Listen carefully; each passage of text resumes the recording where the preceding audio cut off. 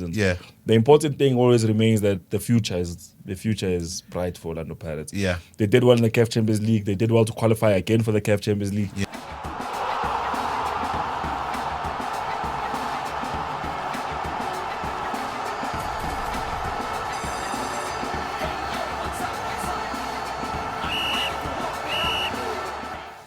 Now let's quickly take a look at the other game that will be taking place over the weekend, where Orlando Pirates will be welcoming TS Galaxy, and that's going to be one game. I think it's going to be the first game for Orlando Pirates to play in the absence of Riveiro after he played his last game more during the week. Yeah, of course. Then there's the end of the season from there. Yeah.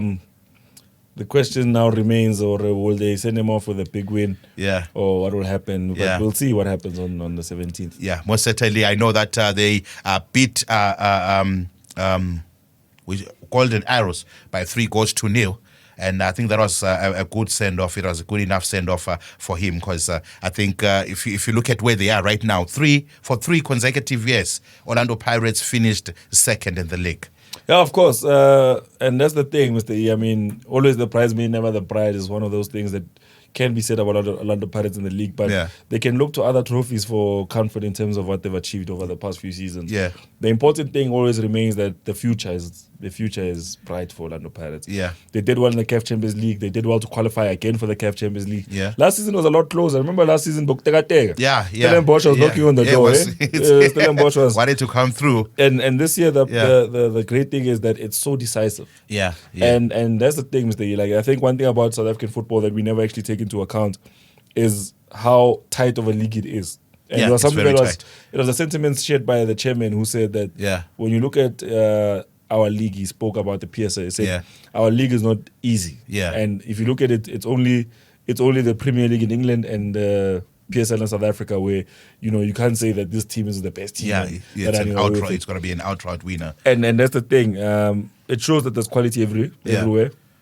It shows that teams are working hard to maintain themselves. And I think something about South African football is that the only place where I could say our football is one-sided is in terms of support of teams. Yeah. When you talk to the everyday person, it's either Chiefs, Pirates, or Mamelodi Sundowns. It's never, I support Swallows. Yeah, I support Chippa Cosmos, United. Chippa United, Yeah. or Amazulu. Yeah. Maybe I've not been to those towns, but Yeah. the general consensus has always been around those three teams. But with the quality that the chairmen in the league are giving, the players, the captains, we have to give the PSL credit and say, listen, it's one of the most competitive leagues in the world. Yeah. You look at Orlando Pirates, for example, they're now sitting on, last season they finished the season with 50 points. Yeah. They were level on points with Stellenbosch. Yeah. Only making it through by goal difference. Goal difference, yeah.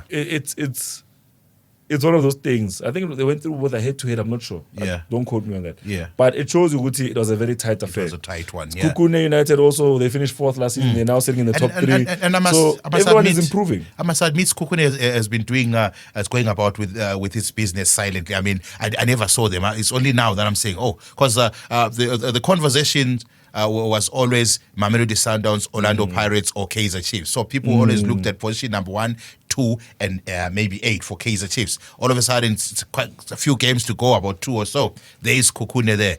And there's Stellenbosch as well, Mr. Yeah, Ian. there's Stellenbosch there. 4. There's TS Galaxy there, position number 5. Amazulu with Uzwane sitting at position number 6. It shows how competitive and unpredictable the league can be. The league is very unpredictable at this point, Mr. E. It's no longer a 3-man show, let's say a 2-man show. Yeah. It's no longer even a 1-man show for Ushimza. Yeah. It's now a situation of if you are last again. Yeah, Spagat. Yeah, Spagat again. So it's a good thing, Mr. E. And one thing I will say is that it shows that the love of the game has spread wide in this country, because you look at the teams that are in this league now. Yeah. Where were they 20, 30 years ago? Yeah. Some of them didn't exist. Yes, then. Yeah. Stellenbosch is new to the game, and look at where they are. Yeah. Same as TS Galaxy. Yeah, the same as TS Galaxy, Kukune. Yeah. These teams don't have the historical legacies of Abo Bloemsel team. And Abo Manning Rangers. Yeah, and Abo Supersport yes, United. then Abo Highlands Park. Yeah. But you look at it, Mr. E, and you see that it's about the desire. And I think one thing I used to speak bad about the league Yeah. was of buying of statuses. Oh yeah. And yeah. now I look back at how those teams have performed. And now I'm of the opinion that, look, if you can afford to buy status, Yeah. you are passionate about the game soccer, of football. do it. Yeah. You understand? Because we're seeing good examples of it. Yeah. Except there is one or two bad examples. Yeah, But yeah. it's showing you that the league, South African football is in good hands. Yeah. It's still healthy and it's still going forward in the right direction. Most certainly. Now, I just wanted to take a look at the top two teams in South Africa as far as the PSL league is concerned. Mamelodi Sundowns and Orlando Pirates. Mamelodi Sundowns has scored 60 goals. Yeah. The second team has scored 39 goals. Today being what's the day today? No. Going into the weekend, whereby it's match number, match day 29. I think that there's a very, very big difference there. Does it show the dominance of Mamelodi Sundowns, or something must be done at Orlando Pirates? I think the thing with Sundowns is that reputation also precedes them. Yeah. Because once you get to a point where you're winning the league week in, week out. Yeah. It's mainly because your competition in the league is now look at you as but it's Sundowns. It's Sundowns, man. It becomes forgivable. Yeah. If you lose to Sundowns, nobody's going to take you to task about that. And once it becomes forgivable, then the coach can always come back and say, but that one was Sundowns. But it's Sundowns. You understand? So what did you expect? And that's why many a times Sundowns fans will speak as if the league is a always on. So we win, it's regardless. I can assure you right now that the focus for Mamelodi Sundowns is not on winning the league, although they are sitting right at the top there comfortably. And by the time maybe you see this video, maybe they would have won the league. Yeah, they would have won the league. I think their focus right now is on getting that second star to become the first South African team to get the second star. Because it's catching up. Yeah, it is catching up. It's catching up. I mean, going all the way to the semi-finals. That was a great journey for Orlando Pirates. But Mr. E, it's the same thing that got the previous coach fired. Because remember when he left, is that for Sundowns? Yes. Rulani? No, not Rulani. Oh, okay. It was who replaced Rulani again? Pizzo. There was Pizzo Rulani and who? Mr. E, we can't talk football week in, week out, and we don't know the previous coach of Sundowns. Nah, me I only know for 10 marks. Rulani. Mr. E. Yeah. Who came in before this coach that's currently coaching now? Miguel. Yeah, before Miguel, who was it? It was Rulani. He replaced Rulani. He replaced Rulani. He didn't replace Rulani. He replaced Rulani. No, Rulani last year, he failed to qualify for the Champions League. And then they were sacked. So Mangoba doesn't count, Mr. E? No. Mangoba was always there. We wanted the head. And what's his name? If you take a look at, wait, look at this. If you talk about Mamelodi Sundowns, it's always Cardoso and Cardoso. You never hear mention of Steve Compella, although he's always there week in, week out. People always focus on if the team loses or wins, it's always Miguel. It's Miguel. He's the man at the top. The other ones, they're just there in a supporting position. They'll take away your Pitori passport. They'll be like, no. What's hey, just move. Mr. E, no disrespect to Umangoba. Yeah. But when you look back at what lost him the job, it was his position in the group stages of the CAF Champions League. Oh, yeah. Miguel came in, made sure that they went through to the next round. He got them to the final of the CAF Champions League. Yeah. What matters most now is to win the trophy. Yeah. And the thing is, like, you look at the last, was it the previous game that Sundowns played where they won by 3-0? Yeah. You look at that game and look at it from a perspective of someone who's a coach. And ask yourself if they won that game based on skill or based on merit. On merit, yeah. And I think most of the time against Stellenbosch. Yes, and I think most of the time it's really based on merit. Yeah. Because the players are now going against this enigma, this institution of football called Mamelodi Sundowns. Yeah. Who are in the finals of the CAF Champions League. Yeah. You're looking at those sitting players here in the PSL league. Exactly. You look at those players as if like they are perfection itself. Yeah. And I won't lie, in the cup competitions this season in South Africa, Sundowns has been shown, flames by local teams. Yeah. And Rulani's time, it almost took the whole season for them to lose in the league. But this season we've seen a little bit of a human side to his Sundowns. Yeah. And the reality is that Cardoso, one thing I respect about a coach like Cardoso, pick your struggles and pick them well. You're a coach for a reason. There's a reason why they're paying you the big bucks. Yeah. You're supposed to steer the ship towards success. Towards success. You cannot spray and pray. Yeah.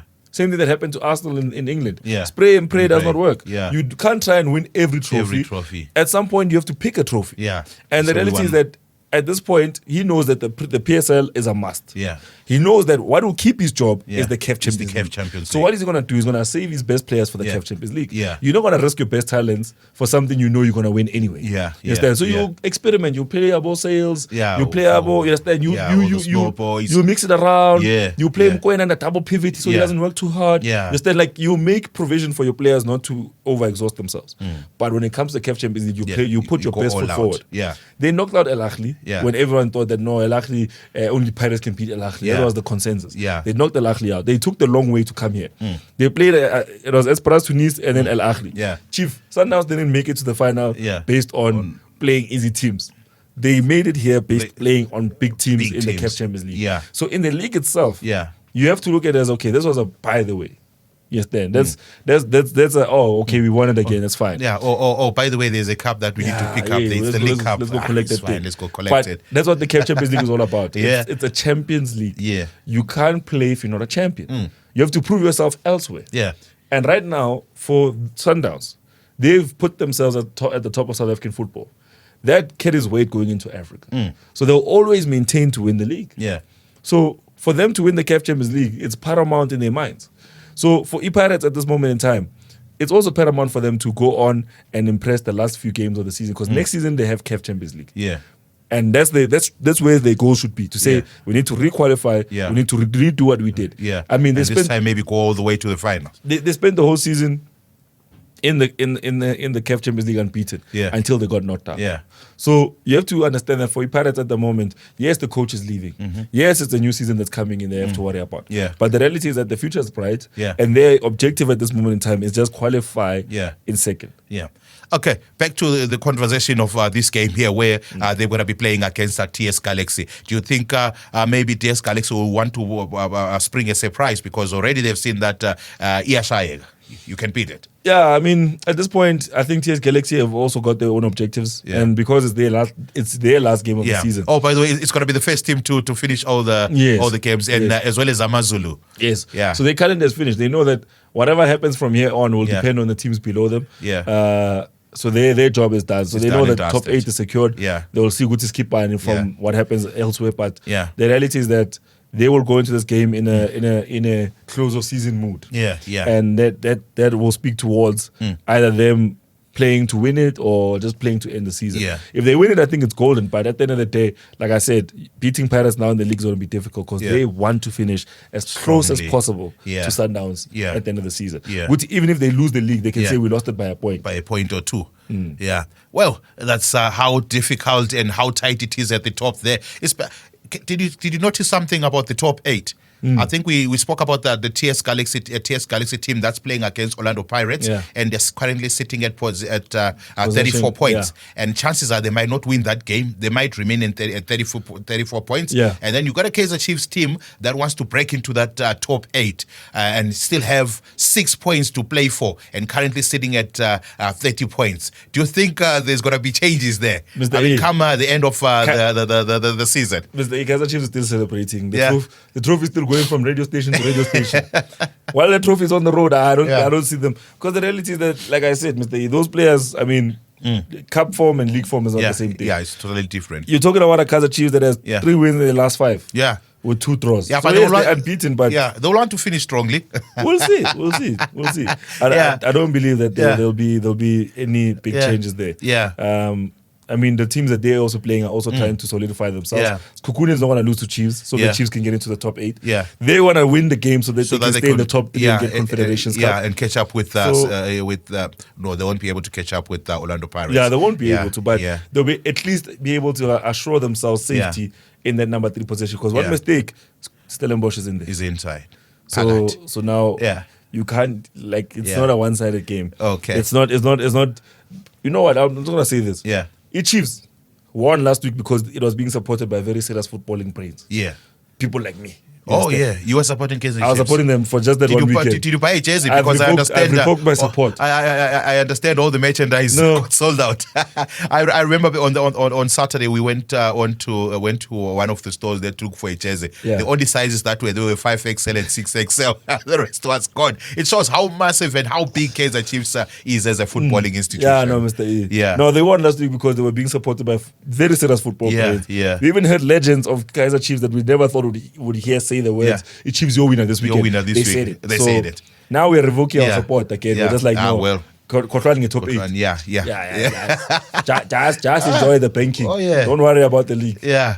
Okay. Yeah. Those are the thoughts of Mr. Moore about what is happening in the PSL league. Now he's going to quickly give us his predictions on the game that's going to take place on Saturday, where Orlando Pirates will welcome TS Galaxy. I saw wish Bernard Parker was here to tell us what his thoughts were.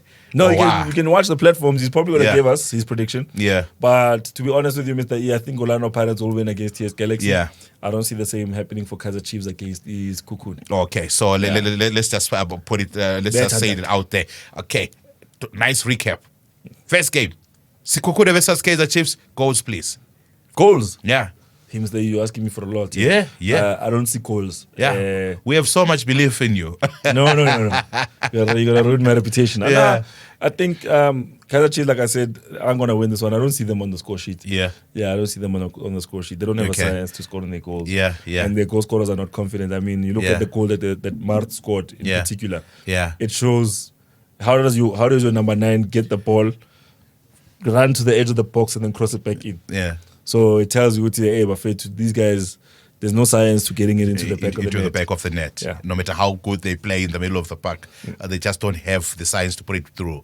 Okay, that was the first game. If you do it once, it's magic. Yeah. If you do it again and again, it's a science. It's a science. Okay, that was the first game that Mo has just predicted. He's saying Kaizer Chiefs will not be able to win against Sekhukhune. The game might end in a draw, or Sekhukhune might take the 3 points. The second game that we covered today, Orlando Pirates versus TS Galaxy. Escortins Kama Minzel. I think Orlando Pirates will win that one easily. Yeah. Easily? They'll win that one with ease. Yeah. Let's not forget that TS Galaxy are not... No. Don't forget that Riveiro is not there. There's Ungligas. Yeah, no, but... There's Ungligas. Mr. E doesn't change the players. I mean, he will probably take the same instructions that his previous coach has given. Yeah. Don't forget that also TS Galaxy are not good travelers. Yeah. They've only got 2 wins under their belt on the road. Okay. And let's say Orlando Pirates at home this season have played 12 games and they've won 10. Yeah. So... You're talking massive. about a team that's gotten 30 points at home. Yeah. You're talking about a team that's only got 12 points on the road. On the road. So we have to be honest. I mean, TS Galaxy not going to travel to Soweto and come back with all 3 points. Yeah. Okay. Those are the predictions from your Diski Preview team. Omo is telling us that Kaizer Chiefs, they are still celebrating. They might celebrate up until the end of the season. Who knows? They might win against Sekhukhune. But TS Galaxy is going to definitely get a beating from Orlando Pirates, even if Riveiro has bid farewell to his fans. Thank you very much for watching this episode of the Diski Preview Show. Until next time.